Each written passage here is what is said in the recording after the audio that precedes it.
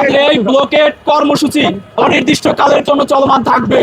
শিক্ষার্থীদেরকে এইরকম man power সাপ্লাইয়ের কারখানা হিসেবে আর ব্যবহার করতে দেওয়া হবে না। শিক্ষা সিন্ডিকেট ভাঙার কাজ চলছে, আমাদেরকে দয়া করে সাময়িক অসুবিধার জন্য একটু ক্ষমা করবেন। আমরা বিগত দিনগুলোতে এই জানুয়ারির সূচনা লগ্নে আমরা সরকার কাছে গিয়েছিলাম, তারা আমাদেরকে জানিয়েছিল জানুয়ারির মিড টার্ম অর্থাৎ জানুয়ারির 15 তারিখের মধ্যে একটি সমাধান দিবে, কিন্তু দুঃখের বিষয় হচ্ছে সেটি এখন আমরা পাচ্ছি না। অতএব যার ফলশ্রুতিতে আমরা মূলত আজকে রাজপথে নেমেছিলাম। আজকে আমাদের 4টি স্পটের কর্মসূচি সফল হওয়ার একদম ক্রান্তি লগ্নে। আপনাদেরকে আগামীকালকে কর্মসূচি সম্বন্ধে আমি জানিয়ে দিচ্ছি। আমরা আগামীকালকে আজকে যে কর্মসূচি সায়েন্স ল্যাব, তাঁতিবাজার মোড়, টেকনিক্যাল মোড় এবং মহাখালীর আমতলী এই 4টে স্পট ব্লকেট করেছিলাম। আমরা যেহেতু কোনো সরকারের পক্ষ থেকে স্পেসিফিক কোনো নির্দেশনা পাচ্ছি না, অতএব আমাদের এই কর্মসূচি আমরা স্পেসিফিক নির্দেশনা না পাওয়া পর্যন্ত আমরা চলমান রাখবো। আমাদের এই ব্লকেট কর্মসূচি অনির্দিষ্টকালের জন্য চলমান থাকবে। শিক্ষার্থীদেরকে রাজনৈতিক ম্যান পাওয়ার সাপ্লাইয়ের কারখানা হিসেবে ব্যবহার করেছে।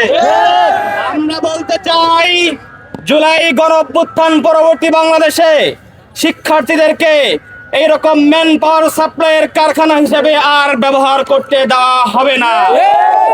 এই প্রতিষ্ঠানগুলোর শিক্ষার মান নিশ্চিত করতে হবে। শিক্ষার্থীদের যে ন্যায্য দাবি, অবিলম্বে এই দাবিকে মেনে নিতে হবে।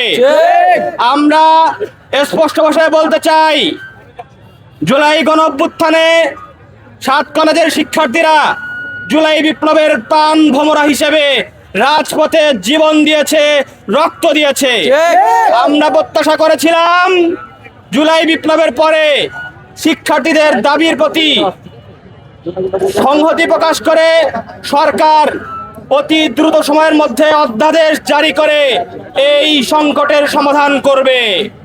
আমরা দীর্ঘ এই সময়ের মধ্যেও এই সংকটের সমাধান না হওয়ার তীব্র নিন্দা এবং প্রতিবাদ জানাচ্ছি।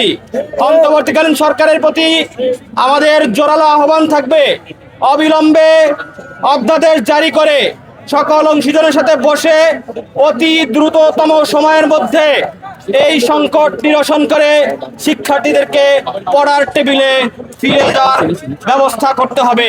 আপাতত শিক্ষা সিন্ডিকেট ভাঙার কাজ চলছে, আমাদেরকে দয়া করে সাময়িক অসুবিধার জন্য একটু ক্ষমা করবেন।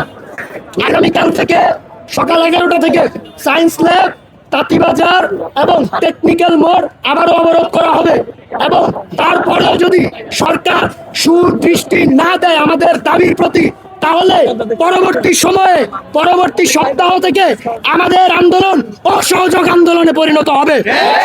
সেই ক্ষেত্রে 7 কলেজের বর্তমান, সাবেক এবং সকল স্তরের শিক্ষার্থী বৃন্দদের নিয়ে ঢাকা সিটিতে জনস্রোতের মাধ্যমে আমরা আমাদের দাবি আদায় করে নিব। তাই সরকারকে বলবো, দয়া করে আমাদের এই শিক্ষা জীবনের গ্লানি থেকে আমাদেরকে মুক্তি দিন। আমরা আর পারছি না, জনগণেরও ভোগান্তি, আমাদেরও ভোগান্তি। আপনাদের কাছে বারবার গিয়ে আমরা শুধু আশাহত হয়ে ফিরে আসি। এবার আপনাদেরকে আমরা লাল কার্ড দেখালাম।